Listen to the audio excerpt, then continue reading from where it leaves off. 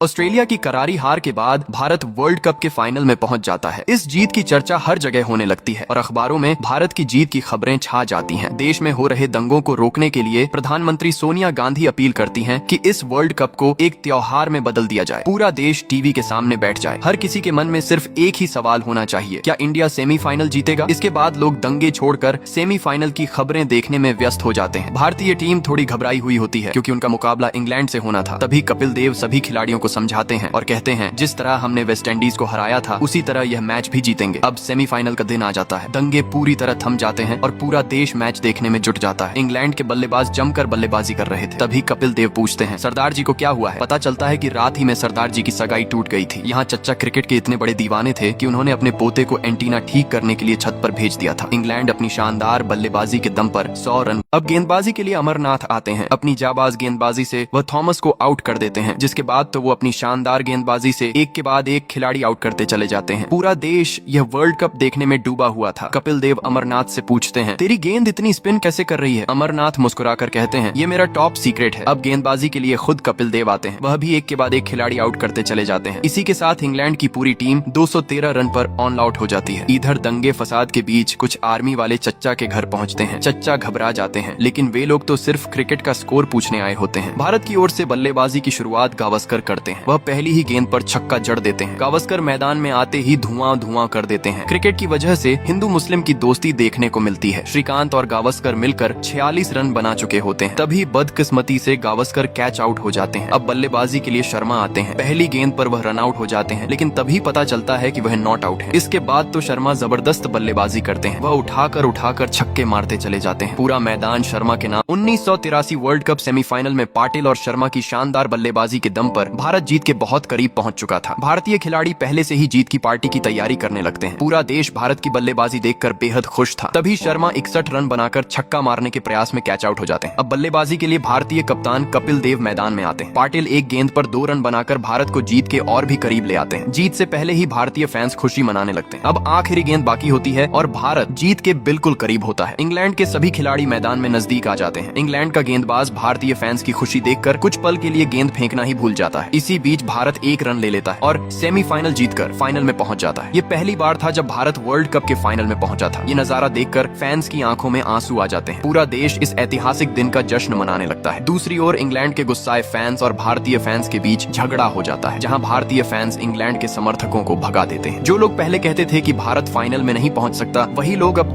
Finally वो दिन आ जाता है जिसका सभी को बेसब्री से इंतजार था। एक तरफ दुनिया की सबसे खतरनाक टीम वेस्ट इंडीज थी और दूसरी तरफ उम्मीदों से भरी लेकिन कमजोर मानी जा रही भारतीय टीम। कपिल देव टॉस उछालते हैं जिसमें वेस्ट इंडीज की बैटिंग की बारी आती है, लेकिन वो भारत को पहले बल्लेबाजी के लिए आमंत्रण देते हैं और यहीं से असली कहानी शुरू होती है। कपिल देव अपने ओपनर्स से कहते हैं, आज हमें संभल कर खेलना होगा क्योंकि यह सिर्फ मैच नहीं, पूरे देश की इज्जत का सवाल है। भारत की ओर से श्रीकांत और सुनील गावस्कर बल्लेबाजी के लिए आते हैं। स्टेडियम पूरी तरह खचाखच भरा हुआ था। यह भारत के लिए एक ऐतिहासिक दिन था। एंडी रॉबर्ट्स की पहली ही गेंद पर गावस्कर चौंक जाते हैं। वेस्ट इंडीज के तेज गेंदबाज भारतीय बल्लेबाजों के लिए बड़ी चुनौती बन चुके थे। इसी दबाव में गावस्कर कट शॉट खेलने के चक्कर में आउट हो जाते हैं। अब बल्लेबाजी के लिए अमरनाथ आते हैं और हल्का सा टच कर 1 रन ले लेते हैं। श्रीकांत को रुक रुक कर खेलना पसंद नहीं था। अमरनाथ के मंजूरी देते ही श्रीकांत चौका जड़ देते हैं। इसके बाद भारतीय बल्लेबाज जॉस में आ जाते हैं और वेस्ट इंडीज की तेज गेंदों पर चौके छक्के लगाने लगते हैं। इस शानदार बल्लेबाजी को देखकर विवियन रिचर्ड मिलकर छक्कों चौकों की बारिश कर देते हैं। पूरा मैदान तालियों से उनका स्वागत करता है। तभी श्रीकांत 83 रन बनाकर आउट हो जाते हैं। अमरनाथ अपनी अगली ही गेंद पर छक्का जड़ते हैं, लेकिन कट शॉट खेलने के चक्कर में वह भी आउट हो जाते हैं। इसी के साथ भारत 90 रन पर 3 विकेट गंवा देता है। थोड़ी देर बाद यशपाल भी कैच आउट हो जाते हैं। अब बल्लेबाजी के लिए भारत के कप्तान कपिल देव आते हैं। विवियन रिचर्ड्स की पहली गेंद पर कपिल देव चौका मारते हैं। पूरे देश को उनसे बड़ी उम्मीदें थी, लेकिन दुर्भाग्य से अगला ही शॉट खेलते समय कपिल देव भी कैच आउट हो जाते हैं। हालात ऐसे हो जाते हैं कि भारत के हारने का डर सताने लगता है। भारत 7 विकेट खोकर सिर्फ 130 रन बना पाता है। पाटिल 3 अहम रन लेते हैं और मदन लाल चौका जड़ते हैं, लेकिन पाटिल भी आउट हो जाते हैं। अब आखिरी बल्लेबाज सिद्धू मैदान में आते हैं। वह पहली ही गेंद पर चौका मार देते हैं। अगली गेंद मार्शल की तेज गेंद उनके कान पर लगती है, लेकिन वह संभल कर फिर से चौका जड़ देते हैं। भारत प्लेयर किसी तरह संभल कर खेलते हुए 183 रन पर ऑल आउट हो जाता है। अब सवाल है, क्या भारत वापसी कर पाएगा? कमेंट में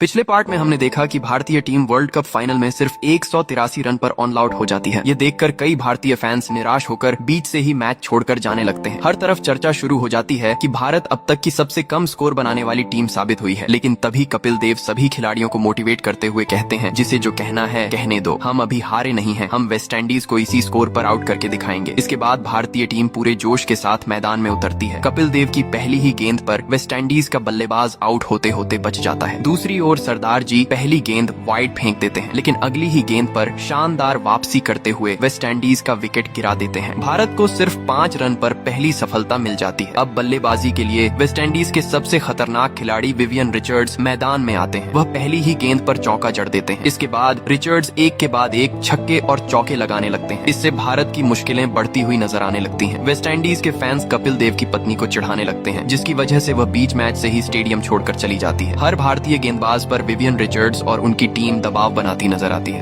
पिछले पार्ट में हमने देखा कि विवियन रिचर्ड्स और उनकी टीम हर भारतीय गेंदबाज पर दबाव बनाती नजर आ रही थी। तभी मदन लाल कपिल देव से एक और ओवर मांगते हैं। पहले तो कपिल देव मना कर देते हैं, लेकिन फिर उन पर भरोसा करके ओवर दे देते हैं। मदन लाल की पहली ही गेंद पर विवियन रिचर्ड्स जोरदार शॉट खेलते हैं। सभी की निगाहें गेंद पर टिकी होती हैं। तभी कपिल देव लंबी दौड़ लगाते हुए शानदार कैच पकड़ लेते हैं। इसी के साथ कपिल देव वेस्ट इंडीज के दिग्गज बल्लेबाज विवियन रिचर्ड्स को 33 रन पर आउट कर देते हैं। रिचर्ड्स के आउट होते ही भारतीय फैंस खुशी से झूम उठते हैं और पूरा मैदान शोर से गूंज उठता है। इसके बाद भारतीय गेंदबाज शानदार गेंदबाजी करते हुए वेस्ट इंडीज के कप्तान को घायल कर देते हैं और तभी भारत को एक और बड़ा विकेट मिल जाता है। वेस्ट इंडीज की टीम दबाव में आ जाती है। 66 रन पर उनके 4 विकेट गिर चुके होते हैं। कपिल देव अपने गेंदबाजों से कहते हैं, इसे टांग में चोट लगी है, इसे आगे खेलने पर मजबूर करो। इसके बाद वेस्ट इंडीज का कप्तान बड़ा शॉट लगाने के चक्कर में कैच आउट हो जाता है। भारतीय टीम एक बार फिर मैच में वापसी करती नजर आती है। हालांकि वेस्ट इंडीज की टीम भी हार मानने वाली नहीं थी। वे भी संघर्ष करते हुए वापसी करने लगते हैं और पिछले पार्ट में हमने देखा कि वेस्ट इंडीज 100 रन पर 6 विकेट गंवा चुकी थी। लेकिन इसके बाद वेस्ट इंडीज के बल्लेबाज शानदार बल्लेबाजी करते हुए वापसी करने लगते हैं। वेस्ट इंडीज को वर्ल्ड कप जीतने के लिए 19 ओवर में 65 रनों की जरूरत थी। तभी कपिल देव जिमी अमरनाथ से कहते हैं, ले अपना बदला पूरा कर ले। अमरनाथ अपनी पहली ही गेंद पर जॉन को आउट कर देते हैं। चारों तरफ खुशी का माहौल बन जाता है। इसके साथ भारतीय टीम को एक और अहम विकेट मिल जाता है। छोटा सचिन भी यह देखकर बहुत खुश होता है। इसके बाद कपिल देव अपनी तेज गेंदबाजी से वेस्ट इंडीज के बल्लेबाज को पैर पर गेंद मारते हैं और भारत को एक और विकेट मिल जाता है। अब वेस्ट इंडीज को जीतने के लिए सिर्फ 26 रन चाहिए होते हैं। तभी उनका आखिरी बल्लेबाज मैदान में आता है। जिमी अमरनाथ की सीधी गेंद बल्लेबाज के पैड पर जा लगती है। पूरा मैदान खुशी से गूंज उठता है। अंपायर उंगली उठाकर आउट कह देता है। इसी के साथ भारत इतिहास रच देता है और 1983 का वर्ल्ड कप अपने नाम कर लेता है। ये दिन भारत के लिए एक ऐतिहासिक दिन बन जाता है। इस दिन भारत ने अपना पहला वर्ल्ड कप जीता था। खुशी के मारे भारतीय फैंस मैदान में उतर आते हैं। लोगों की आंखों में खुशी के आंसू झलकने लगते हैं। पूरा देश दिवाली की तरह जश्न मनाने लगता है। हर जगह भाईचारा और खुशी दिखाई देती है। इस जीत के साथ भारत ने दुनिया में अपनी पहचान बना ली। इसी तरह आप सपोर्ट दिखाते रहिए और कमेंट में जरूर बताइए अगली कौन सी मूवी एक्सप्लेन